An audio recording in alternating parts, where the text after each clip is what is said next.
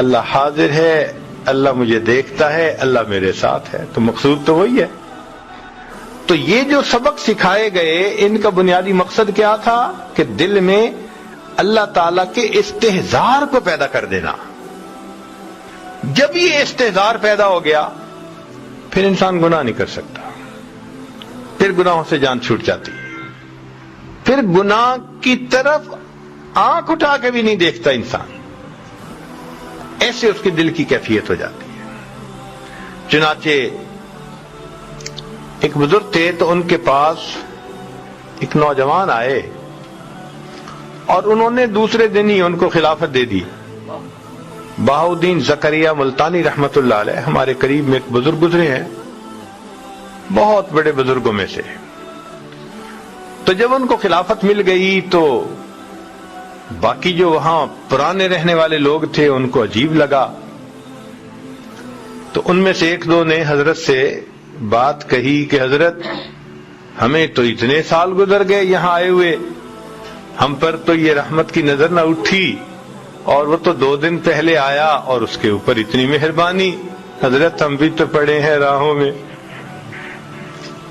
جب اس نے یہ بات کی تو شیخ نے کہا کہ اچھا میں تمہیں اس کا جواب کسی وقت سمجھاؤں گا۔ اب 2-4 دن گزر گئے تو کرنے والے بھی بات بھول گئے تھے۔ اللہ کی شان کے مہمان آ گئے اور ان کے لیے مرغی ذبح ہونی تھی، چند مرغیاں۔ تو حضرت نے وہ معترضین جو تھے نا ان کو بلایا اور ان کو مرغی بھی دی اور ان کو چھری بھی دی، اور اس بندے کو بھی دی مرغی اور چھری، اور ان 4-5 جو بھی تھے ان کو کہا بھئی جاؤ ان کو ایسی جگہ ذبح کر کے لاؤ جہاں کوئی نہ دیکھتا۔ وہ لوگ گئے، کوئی دیوار کے پیچھے بیٹھ کے ذبح کر رہا ہے، کوئی درخت کے پیچھے بیٹھ کے ذبح کر رہا ہے، سب ذبح کر کے لے آئے۔ تھوڑی دیر کے بعد وہ نوجوان آیا تو دیکھا کہ مرغی بھی زندہ ہے اور آنکھوں میں آنسو بھی ہے۔ تو شیخ نے پوچھا کیا ہوا؟ حضرت آپ نے شرط لگائی تھی ایسی جگہ ذبح کرو جہاں کوئی نہ دیکھتا ہو، میں جہاں بھی گیا میرا پروردگار مجھے دیکھ رہا تھا۔ تو شیخ نے ان لوگوں کو سمجھایا کہ دیکھو اس نوجوان کے قلب کی یہ کیفیت تھی جس وجہ سے اس کو میں نے یہ نعمت جلدی عطا کر دی ہے۔ تو اس ذکر اور مراقبے کا بنیادی مقصد یہی کہ ایمان مضبوط ہو جائے، پھر انسان کی زندگی گناہوں سے پاک ہو جاتی ہے۔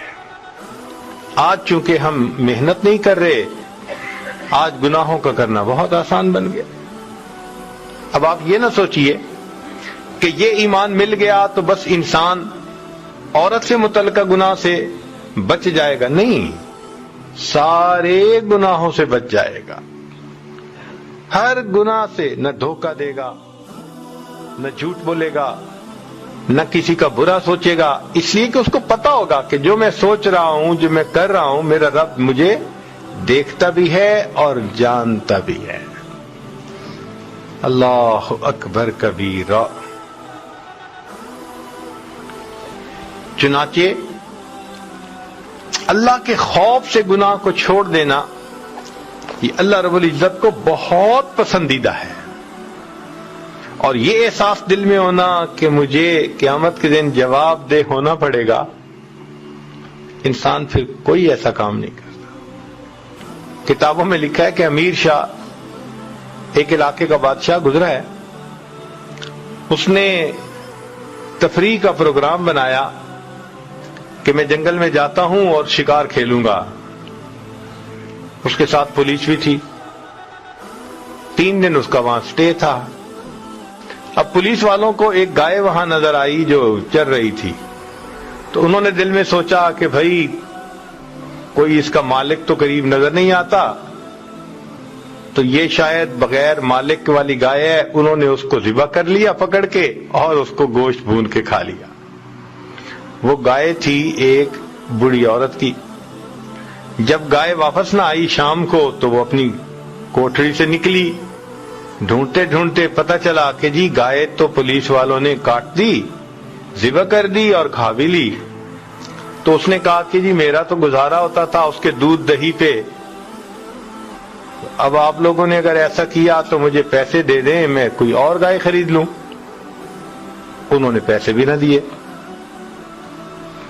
اس نے کہا اچھا پھر مجھے بادشاہ سے ملاقات کروا دو، میں اس سے پیسے لے لیتی ہوں. تو انہوں نے کہا نہیں، ہماری نوکری چلی جائے گی. انہوں نے بادشاہ سے بھی نہ ملنے دیا. وہ بڑی پریشان کہ اب میں کروں تو کیا کروں. کسی سے اس نے مشورہ پوچھا تو انہوں نے مشورہ دیا کہ دیکھو بادشاہ نے 3 دن کے بعد واپس اپنے گھر جانا ہے، اور راستے میں ایک دریا پڑتا ہے اور اس کے اوپر ایک ہی پل ہے، دوسرا کوئی راستہ ہے ہی نہیں.